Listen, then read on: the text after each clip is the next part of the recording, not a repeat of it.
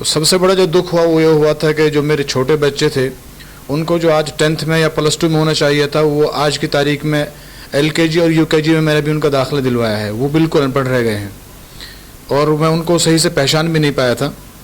और फिर मेरे जो घर के जो सबसे चहीते थे, जो मेरे दादा दादी जिन्होंने मुझे खिलाया था, जो मुझे खिलाते थे पिलाते थे, वो मुझे नहीं पाए घर पे। 9 साल काफ़ी बड़ा लंबा अरसा है और इस अरसे के दौरान जो है इज़्ज़त आबरू, आदमी की जो शान है, जो आदमी की इज़्ज़त है समाज में, जो हर तरीके से आदमी टूट जाता है। मेरा घर जो ख़त्म हो चुका है, कुछ भी नहीं था। वो जो दीवारें भी गिर चुकी थी और जो सीढ़ियाँ थी वो मैं पहचाने नहीं पाया कि मेरी सीढ़ियाँ हैं, मैं बना के आया था।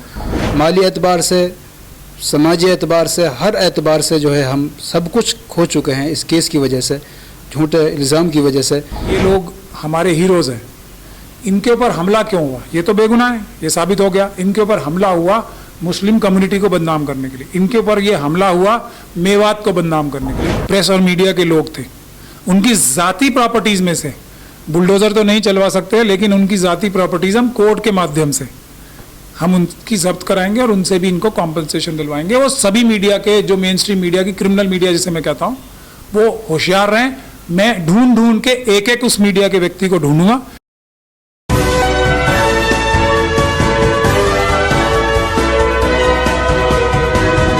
पल पल न्यूज़ से मैं हूं आपके साथ नदीम अकरम। ये तस्वीर आप पीछे देख रहे हैं बाबा साहब भीमराव अंबेडकर साहब की, जिन्होंने संविधान लिखा और जो संविधान उन्होंने लिखा उसी संविधान की धज्जियां इसी देश में उड़ाई जा रही हैं। मौजूदा दौर में ऐसे हालात बन चुके हैं कि कब किसके ऊपर कौन से चार्जेस लगा दिए जाएं उन्हें खुद नहीं मालूम होता। इसी पर बात करने के लिए मेरे साथ एडवोकेट पराचा साहब मौजूद हैं, जिन्हें केस में बड़ी कामयाबी मिली है, जहां आतंकवाद के नाम पर 2 बेगुनाह लोगों को 9 साल तक जेल की सलाखों के पीछे सड़ा दिया गया। किस तरीके से इनके ऊपर चार्जेस लगाए गए और आपने जब केस संभाला तो कैसे इस केस में आपको कामयाबी मिली? कि मैं इसको कामयाबी तो नहीं कहूँगा, क्योंकि अगर एक झूठे मुकदमे में, और वो भी इल्ज़ाम इस तरह के बेबुनियाद और इतने बड़े इल्ज़ाम कि ये आतंकवादी हैं, इनके तार जो हैं वो जुड़े हुए हैं पाकिस्तान में लश्कर तैयबा के एक जावेद बलूची नाम के बहुत बड़े टेररिस्ट के साथ, इस तरह का इल्ज़ाम अगर किसी देशभक्त फैमिली के ऊपर लगे तो उसका क्या अंजाम होता है ये आप लोग समझ नहीं सकते, सोच नहीं सकते। तो इस तरीके से जो हमारे नौजवानों को झूठे मुकदमों में फंसाया जाता है, और ये तो उन झूठे मुकदमों में भी सबसे बड़े मुकदमों में से एक है। पूरी दुनिया में ऐसा माहौल बना दिया गया था जैसे मेवात में कौन सी साजिश हो रही है देश के खिलाफ, और जब फाइनल वो फैसला आया तो पता लगा कि जज साहब ने फाइंडिंग दी है कि प्रोसिक्यूशन जो और दिल्ली पुलिस की जो स्पेशल सेल है वो मिजरेबली, यानी कि बुरी तरीके से फेल हो गई ये केस प्रूव करने में। जावेद बलूची के नाम पे, जिस पे वो इतना बड़ा तूफान पे बदतमीजी मचाया गया था कि पता नहीं कौन सा इन्होंने गुनाह कर दिया इतना बड़ा, वो ना टेररिस्ट तो छोड़ें, वो आदमी भी एग्जिस्ट करता है या नहीं करता है ये भी पुलिस फाइंड आउट नहीं कर पाई। तो इतना बड़ा बहुतान झूठ अगर लगाया जा सकता है तो ये एक बड़ी साजिश का हिस्सा है, जो कि मुल्क को नुकसान पहुंचाने के लिए जो रोग एलिमेंट्स हैं एजेंसीज में, पुलिस ऑफिसर्स और एजेंसीज में दूसरे गवर्नमेंट ऑफिसर्स, वो हमारे मुल्क को कमज़ोर करने के लिए झूठा एक माहौल तैयार करते हैं कि आतंकवादी गतिविधियां देश में बहुत हो रही हैं, उसमें SC ST और माइनॉरिटीज़ के मुस्लिम, सिख, क्रिश्चियन लोग बहुत ज़्यादा शामिल हैं। एक झूठा माहौल बनाया जाता है ताकि देश में इन्वेस्टमेंट कम हो, चाइना और पाकिस्तान को इसका फ़ायदा हो। तो इतनी बड़ी साजिश है। लेकिन मैं अपनी कम्युनिटी के लीडरों से भी एक बार फिर, आज ये केस जब हम जीत गए हैं तब भी मैं ये बोल रहा हूँ कि ये सिर्फ अदालतों में 20% लाभ या फ़ायदा मिलेगा या कोई रिलीफ मिलेगा। आज भी मैं ये बात कह रहा हूँ, अपनी बात से नहीं हट रहा। 80% काम जो अब भी होगा पीसफुल प्रोटेस्ट से होगा, कि वो पुलिस अधिकारी, वो सरकारी अधिकारी और वो उनके राजनीतिक आका जो संविधान की शपथ लेके बड़े बड़े ओहदों पे बैठे हैं, वो खुद संविधान को तोड़ के जो काम करते हैं वो अपराध है, गुनाह है, जुर्म है। तो उनके खिलाफ भी कानूनी कार्रवाई होनी चाहिए और इन लोगों को बहुत बड़ा मुआवजा मिलना चाहिए, कम से कम पैसों वाला, क्योंकि इनका जो पैसों से नुकसान हुआ है उसी की भरपाई हो सकती है, जो इनका रेपुटेशन गई, जो इनके लोग, जो इनके रिश्तेदार इस सदमे से बहुत सारे मर तक गए, उनकी हालतें ख़राब हो गई, उनको पर्सोना नॉन ग्राटा मतलब उनको एक अछूत के तौर पे देखा जाने लगा पूरे इलाके में, उसकी भरपाई कौन करेगा? और ये बेगुनाह थे, ये देशभक्त थे और देशद्रोही लोगों ने इन पे झूठा इल्ज़ाम लगाया और वो सफल हो गए। तो इसका जो निजात हो सकती है वो पीसफुल प्रोटेस्ट से हो सकती है। तो इन दोनों की तरफ से तो हम 10-10 करोड़ का फाइनेंशियल कॉम्पनसेशन का मुकदमा लगाएंगे और उन ऑफिसर्स के खिलाफ भी कानूनी कार्रवाई होनी चाहिए और उनके पीछे जो उनके राजनीतिक आका थे उनके खिलाफ भी कानूनी कार्रवाई होनी चाहिए। दूसरा, मेवात को पूरी तरीके से बदनाम करने की जो कोशिश की गई है, इतना बड़ा एक ऐसी जगह है जो हमेशा जंगे आज़ादी हो या उससे पहले भी जो बहादुरी और वफादारी की देश के लिए एक सबसे बड़ी मिसाल है, उन लोगों को बदनाम करने की जो साजिश की गई वो पूरे मेवात के लोगों को भी मिल के बैठ के सोचना चाहिए कि उन्हें मेवात के तरफ से भी इसके लिए एक बड़ा मुकदमा डालना चाहिए कि मेवात को बदनाम करने की जो साजिश है उसको बेनकाब करना होगा। मुस्लिम कम्युनिटी को जो बदनाम करने की साजिश है उसको बेनकाब करना होगा। और जो असली आतंकवादी हैं, जो मनुवादी मानसिकता के हैं, जो ज़ायनिस्ट मानसिकता के हैं, जो देश के जो सबूत, जो देश की जो राज जो हैं वो बेच रहे हैं, वो ज़्यादातर मनुवादी मानसिकता के लोग हैं। अगर आप उठा के देखेंगे लिस्ट तो उनके खिलाफ भी कानूनी कार्रवाई होनी चाहिए। इसी पर मैं घुमा करके आऊँगा सर, क्योंकि ऐसे केसेस में बाइज्जत बरी हो जाते हैं, मीडिया तब ये तो चला देता है कि बड़ी टेरर फंडिंग और बड़े आतंकवादी पकड़े गए, अलकायदा से उनके तार जुड़े थे, ISIS से जुड़े हुए थे।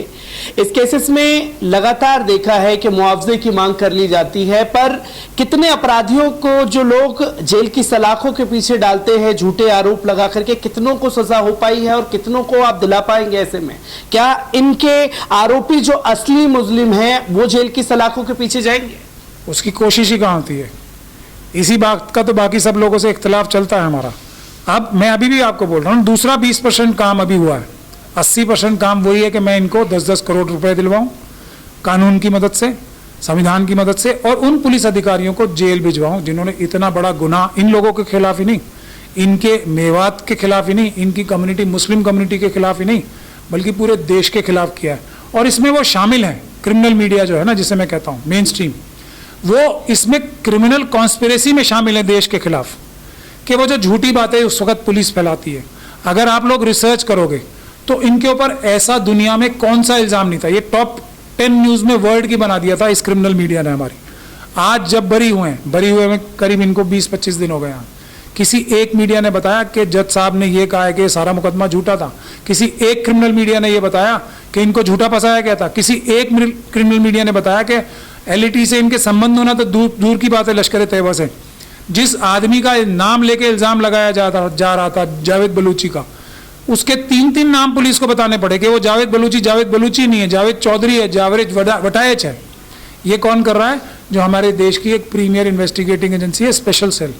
और फिर जज साहब ये फाइंडिंग देते हैं कि जावेद बलूची एक टेररिस्ट होना तो दूर की बात है, जावेद बलूची नाम का कोई आदमी भी है, ये भी साबित या इसका भी कोई सबूत इन्वेस्टिगेटिंग एजेंसी यानी कि स्पेशल सेल ला ही नहीं पाई है। तो अब वो क्रिमिनल मीडिया कहाँ है? उसका फर्ज नहीं बनता था कि ये जो सच्चाई है उसको भी एक्सपोज करें, जो उनके पीछे लोग हैं उसको एक्सपोज करें, जो देशद्रोही लोग हैं जिन्होंने ये झूठे मुकदमे बनाए देश को कमजोर करने के लिए, उनके खिलाफ भी कुछ एक्सपोज करें। लेकिन नहीं करेंगे, क्योंकि वो क्रिमिनल मीडिया जो मेन स्ट्रीम मीडिया अपने आप को कहलाती है, वो इस साजिश का हिस्सा है। क्या उन लोगों के ऊपर भी कार्रवाई होगी जिन लोगों ने ये स्लोगन चलाए कि आतंकवादी पकड़े गए? क्योंकि उस दौरान ढूंढे जाएंगे सारी चीजें, किन किन लोगों ने क्या क्या नेगेटिविटी फैलाई इन लोगों के लिए, क्या उन लोगों के ऊपर भी कार्रवाई होगी? उनके ऊपर भी डालेंगे हम, उनके ऊपर डिफेमेशन के केसेस डालेंगे। अब जब बरी हो गए उनको उस साजिश का हिस्सा बताएंगे और उनकी जाती तनख्वाहों में से जो प्रेस और मीडिया के लोग थे, उनकी जाती प्रॉपर्टीज में से, बुलडोजर तो नहीं चलवा सकते लेकिन उनकी जाती प्रॉपर्टीज हम कोर्ट के माध्यम से हम उनकी जब्त कराएंगे और उनसे भी इनको कॉम्पनसेशन दिलवाएंगे। वो सभी मीडिया के, जो मेन स्ट्रीम मीडिया की, क्रिमिनल मीडिया जिसे मैं कहता हूँ, वो होशियार रहें।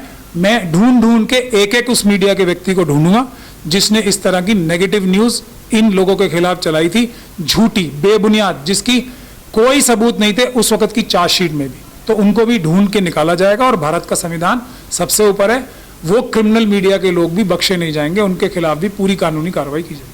कैद में बेगुनाह हमने किताब पढ़ी और किस तरीके से टॉर्चर होता है वो बखूबी हम समझ सकते हैं। 9 साल बाद आप जेल की सलाखों के पीछे आए। तमाम लोगों का आपसे एक ही सवाल है कि क्या हुआ, मैं अतीत के पन्नों में नहीं जाऊंगा। क्या कुछ इन 9 सालों में आप खो चुके हैं और क्या ऐसी मायूसी है, कौन सा वो दर्द जो आप बयां कर पाए?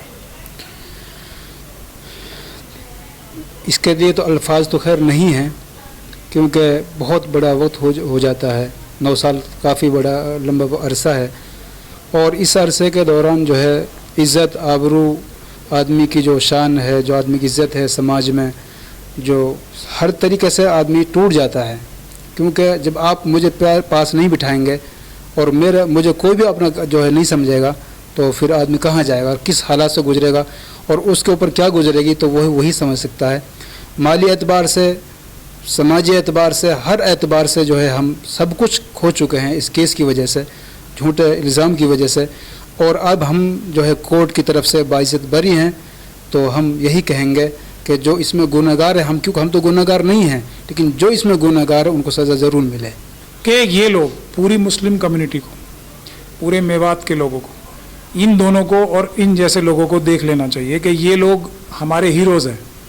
इनके ऊपर हमला क्यों हुआ, ये तो बेगुनाह है, ये साबित हो गया। इनके ऊपर हमला हुआ मुस्लिम कम्युनिटी को बदनाम करने के लिए, इनके ऊपर ये हमला हुआ मेवात को बदनाम करने के लिए। तो हमारा भी ये फ़र्ज़ बनता है कि हम इन्हें अपने लीडरों के तौर पे एक्सेप्ट करें। ये हैं हमारे लीडर जिनको निशाना इसलिए बनाया गया कि असली निशाना मुस्लिम कम्युनिटी थी, असली निशाना जो था मेवात था। तो उसी तरह की इज्जत और हौसला अफजाई पूरे समाज को इनको देनी चाहिए।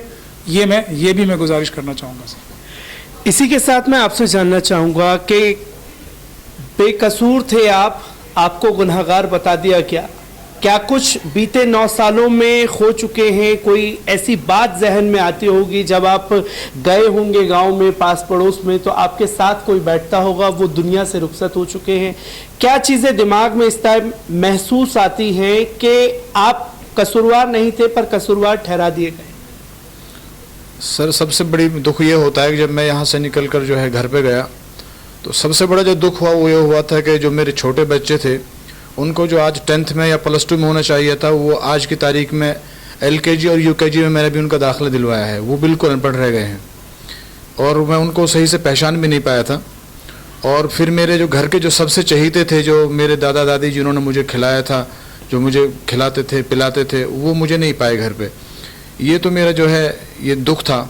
और सबसे जो फाइनेंशियली मेरा घर जो ख़त्म हो चुका है, कुछ भी नहीं था। वो जो दीवारें भी गिर चुकी थी और जो सीढ़ियाँ थी वो मैं पहचाने नहीं पाया कि मेरी सीढ़ियाँ हैं, मैं बना के आया था।